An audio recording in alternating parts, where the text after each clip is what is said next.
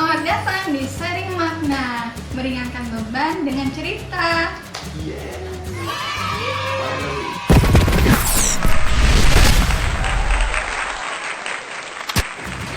Oke, kembali lagi bersama kami, di mana kami akan mengulas masalah-masalah teman-teman di luar sana yang sudah berbagi masalahnya. Ya.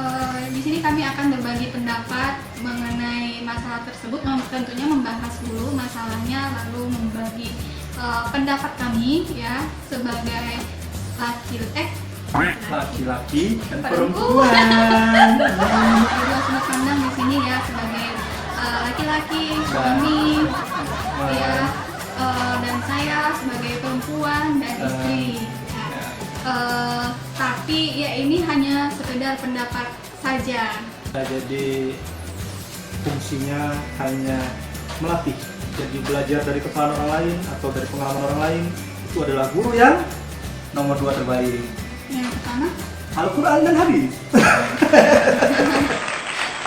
Oke, langsung saja kita bahas di masalah pertama. Ini dari siapa? Dari seseorang di sana, tidak akan disebut namanya siapa untuk menjaga privasinya, ya. Minta tipsnya Bun, gimana cara agar suami tetap setia dan gak suka ngerayu wanita lain? Ini harus saya tanya dulu ke suami ya. Kalau misalnya suaminya gak setia, gak ada gunanya juga pendapat saya kan. Percuma saya ngasih pendapat kalau suami saya gak setia. Saya tanya dulu ya, kamu setia gak? Setia dalam debu. Suci dalam debu ya. Insya Allah.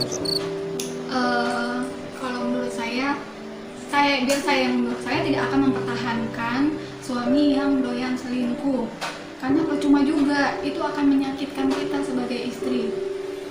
Nggak usah capek-capek dengan melabrak si perempuan selingkuhannya mungkin, atau mengancam suaminya dengan mengancam suaminya mungkin, ya kan, nggak ada gunanya. Gimana sih rasanya itu suami balik lagi ke kita tanpa keinginan dari dia sendiri? Balik laginya itu hanya karena takut si istri, dengan ancaman si istri, misalnya diaduin ke mana, ke RT atau kemana, ke polisi, ke kantornya lah, atau kemana lah yang bisa menghancurkan martabat si suami ya. Atau dengan melabrak si perempuannya, aduh nggak manfaat banget buat saya. Karena percuma juga, suami balik ke kita bukan karena keinginan, bukan karena dia sayang sama kita, tapi karena terpaksa, karena kasihan mungkin, atau karena takut dengan ancamannya. Ya sudahlah ya, kalau sudah begitu tidak ada gunanya dipertahankan, lebih baik jauh aja dari dia, tinggalkan saja gitu. Insya Allah kita bisa dapatin laki-laki yang jauh lebih baik dari dia gitu. Tentunya kita harus membenahi diri dulu menjadi lebih baik supaya dapat suami yang baik pula, seperti Quran surat An-Nur ayat berapa saya lupa, nanti saya buat di sini ya. Di sini ya. Quran surat An-Nur ayat berapa? Laki-laki yang baik hanya untuk perempuan yang baik, dan demikian juga sebaliknya.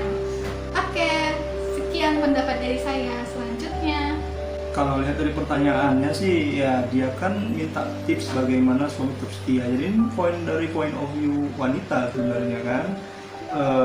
iya, mungkin dari laki-lakinya sendiri Saya pengennya diperlakukan seperti apa gitu, biar betah gitu sama istri, nggak selingkuh-selingkuh gitu.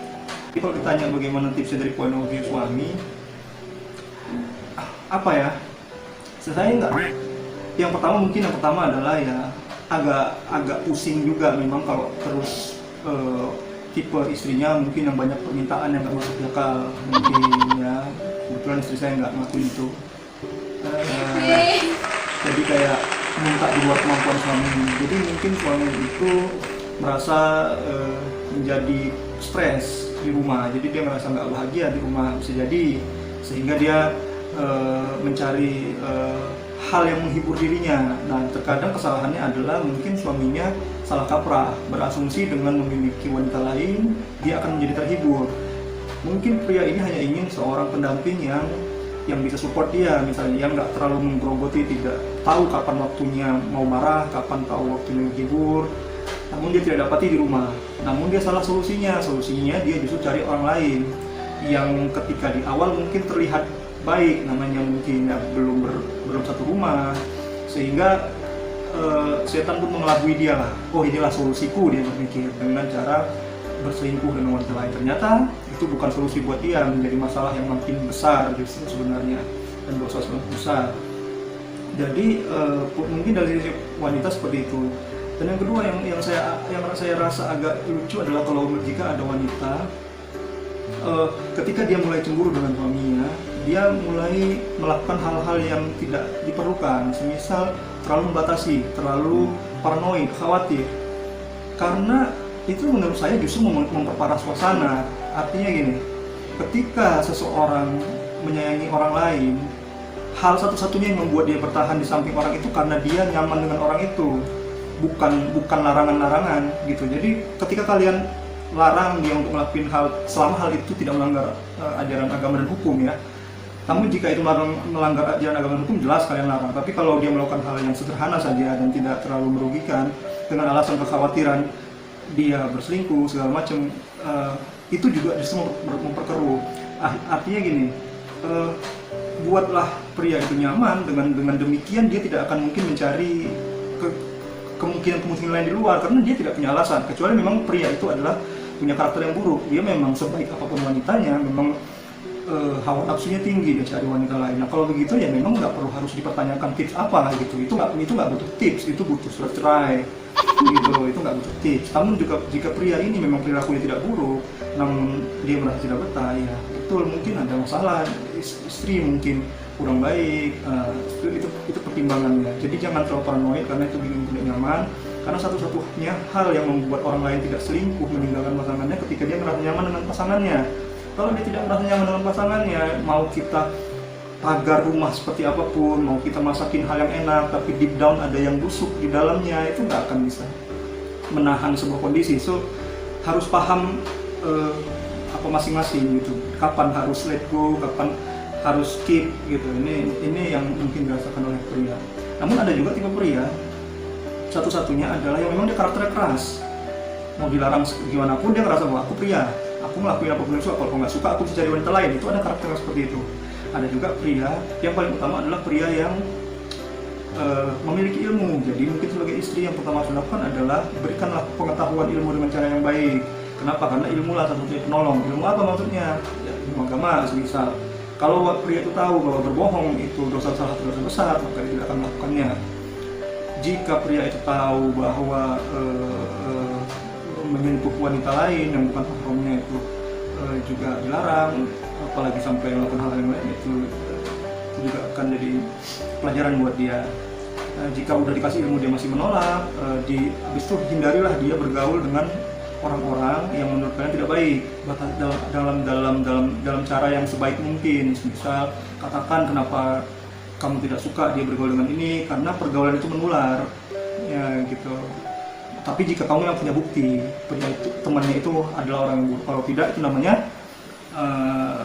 gibah, jadi fitnah kan, jadi zolim. Ya mungkin itu sih, selebihnya saya nggak tahu, nggak terlalu bisa kasih jawaban. Oke, berarti intinya di sini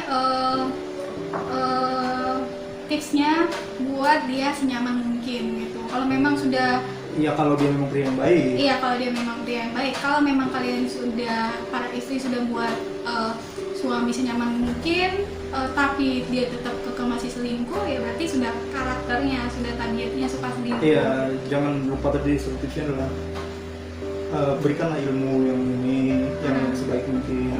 Beri peringatan ya, ingatkan tentang ilmu sebaiknya seperti apa seorang suami itu gitu. Ya.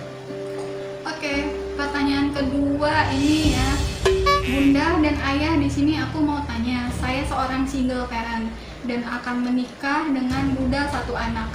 Dulu suami menikah dengan mantan istrinya dengan status wanita itu janda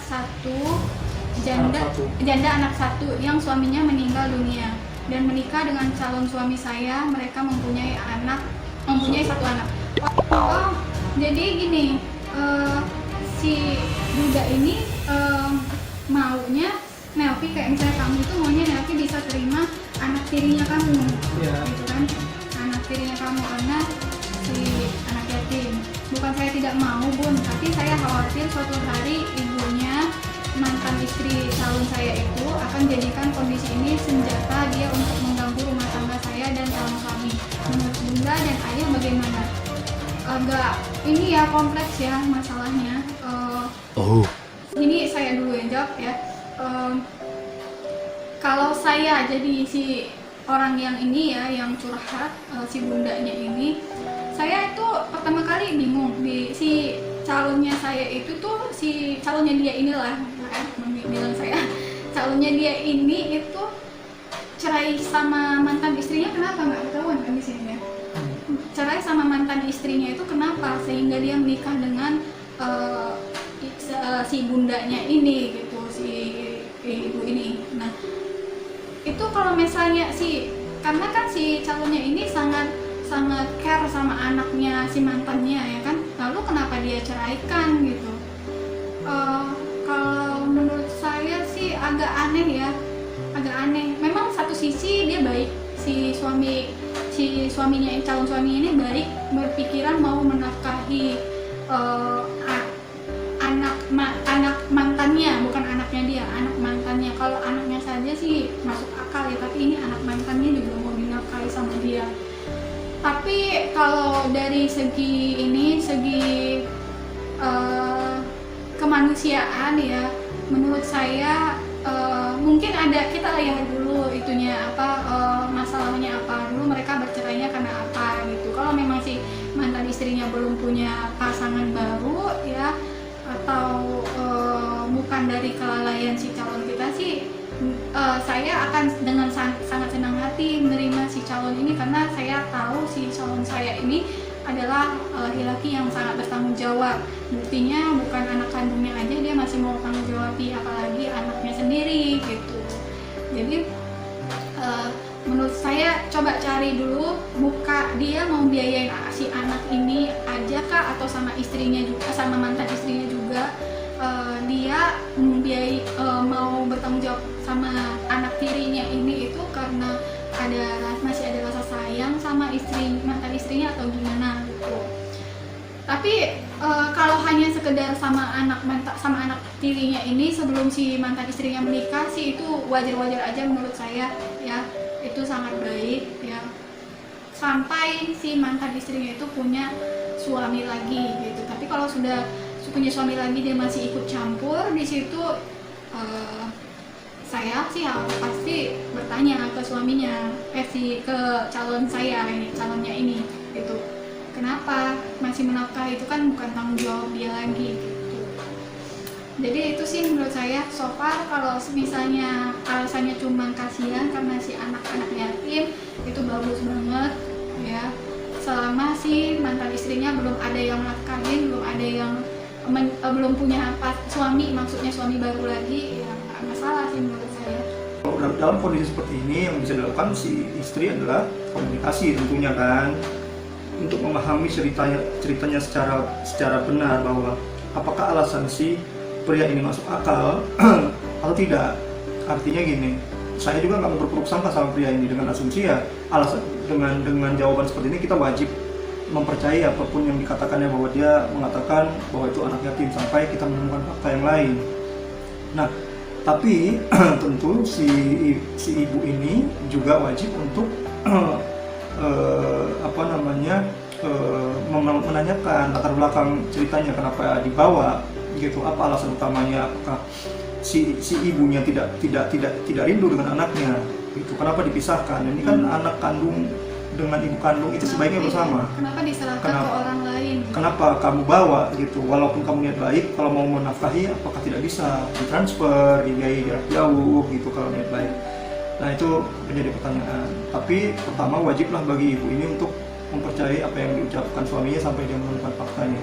Namun ketika ditanya apakah kekhawatiran dia nanti suatu waktu ibu dari anak tersebut atau mantan istri dari calon suaminya itu mengganggu kehidupannya, itu adalah sesuatu, itu sebaiknya adalah sebuah kekhawatiran yang belum tentu terbukti kan. Artinya sebagai manusia, kalau saya pribadi, saya nggak terlalu suka untuk memikirkan sesuatu yang buruk, berburuk sangka di awal. Kalau memang sudah tahu di awal ya niatnya itu ya kita usahakan semaksimal mungkin niatnya memang melakukan hal yang terbaik yang bisa kita lakukan dengan membantu anak ini dan membina keluarga yang lebih baik dengan calon suami tadi. Sampai suatu masa memang terbuktilah bahwa wanita itu melakukan menggoda mantan suaminya itu. Nah, ketika itu terjadi, yang bisa dilakukan ya kita bertawakal, kita usahakan gimana supaya suami tidak tergoda dan sebagainya. Namun akan menjadi repot dan buruk bagi kita kalau kita terlalu khawatir, terlalu jauh di awal ini, sehingga membuat kita berprasangka buruk kepada calon suami. Dan bisa jadi suami itu memang niatnya baik. Jadi namun pertimbangkanlah jika memang kamu merasa tidak bisa, jika kamu merasa bahwa segimanapun caranya daripada mudaratnya lebih banyak. Mudaratnya apa? Tiba-tiba aku berperilaku tidak adil kepada anak ini, ya kamu mundur saja. Gitu. Kalau memang kamu ngerasa nggak masuk di akal, kamu udah berusaha untuk berprasangka baik, tapi di dalam kamu nggak bisa mengkontrol emosi bahwa kamu khawatir mudarat lebih besar, di mana kamu jadi zolim sama anak itu, kalau saya sarankan tidak usah dilanjutkan. Itu daripada repot. Ya, soal istikharah ya. Biar mantap. Oke, pertanyaan yang terakhir, bukan pertanyaan sih ya.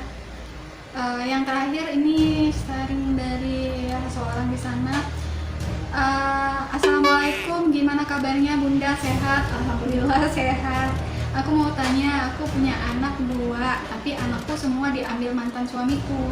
Posisiku sekarang aku udah nikah lagi. Aku pengen ngasih jajan atau belikan baju anak-anak, tapi sang suami marah-marah, nggak boleh. Apa pendapat Bunda? Oke. Iya. Ya kalau di saya pertama memang ada baiknya memahami atau mencoba untuk mencari tahu dengan baik apa latar belakang suami ibu ini untuk melarang beliau memberikan beberapa barang kepada anak kandungnya yang kebetulan bersama dengan mantan suaminya. Namun hal ini bisa jadi mungkin suaminya cemburu kali. Nah, ya itu maksudnya. Jika alasan suaminya adalah dia ada rasa cemburu, semisal, nah itu memang coba dimengerti, tapi tentunya tetap harus coba beberapa kali diberi pengertian. Jangan juga langsung merontal, jangan langsung melawan, karena lebih jelek mudaratnya. Artinya pertama ini memang betul ini bukan kewajiban dari si ibu, artinya untuk menafkahi, karena dia udah dalam tanggungan orang tuanya, ayahnya maksudnya. Jadi itu bisa ditunda. Yang paling utama adalah bagaimana memberikan pengertian kepada suami, harus dengan cara yang baik. Ketika Suami yang mana? Suami yang baru? Suaminya yang baru yang melarang dong. Bukan. Ya, suaminya baru itu melarang, gimana? Astagfirullahaladzim. Jadi pertanyaannya, kalau memang suami melarang karena merasa bahwa itu duitnya, kita punya keuangan yang terbatas, itu kan bukan kewajiban kamu sebagai ibu untuk memberikannya, jadi janganlah diberikan. Nah, itu berarti nasihat suami yang baik. Oh, iya. Bersabarlah. Uangnya gitu. dari mana dulu ini ya? Ya, jadi artinya itu Kalau memang penghasilan sendiri mungkin masih hak dia gitu ya. iya, memang betul. Kalau itu duit dari suaminya harus izin memang Izin sama dong. suaminya. Dan jika suaminya melarang, ya harus dicoba mengerti tadi alasannya apa. Jika tadi cuma hanya sebatas karena cemburu, merasa tidak ingin berkomunikasi, ya beri pengertian dengan baik-baik bahwa ya kamu melakukan ini untuk memang hanya melampiaskan rasa rindu dan sebagainya. Namun jika dia melarang bahwa ini duit kita terbatas, ya coba dimengerti. Sekali lagi, seiring waktu pelan-pelan kasih pengertian dengan baik, karena yang lebih utama adalah istri yang nurut pada suami, sehingga suami suatu waktu pasti akan luluh. Jika kita memberikan terus-menerus pengetahuan ilmu yang baik pada dia. Namun jika sejak awal ketika dia melarang ibu ini langsung membantah, ya istrinya ini membantah, maka akan jadi repot, pasti akhirnya jadi pertengkaran, mudaratnya lebih besar. Jadi sekali lagi saya lebih suka memilih untuk menghindari mudarat yang lebih besar dibandingkan manfaat yang lebih besar. Dan menurut saya menahan diri dan sembari untuk memberi pengetahuan kepada suami, walaupun tentu itu salah, namun siapa tahu suami punya alasan khusus, itu lebih baik. Itu pertimbangan saya sih. Oke, cukup dengan berakhirnya pertanyaan yang ketiga tadi, artinya berakhir juga perjumpaan kita di konten ini. Kalau ada teman-teman di luar sana yang pengen sharing masalahnya, boleh DM aja masalah kalian di sini. Oke. Dari sini kami merasa bahwa kami menyadari bahwa di luar sana itu banyak masalah-masalah yang dihadapi oleh keluarga lain itu lebih berat ya. Beberapa dari pertanyaan hampir insya Allah alhamdulillah kami belum pernah merasakannya, masalah-masalah yang ditanyakan seperti ini.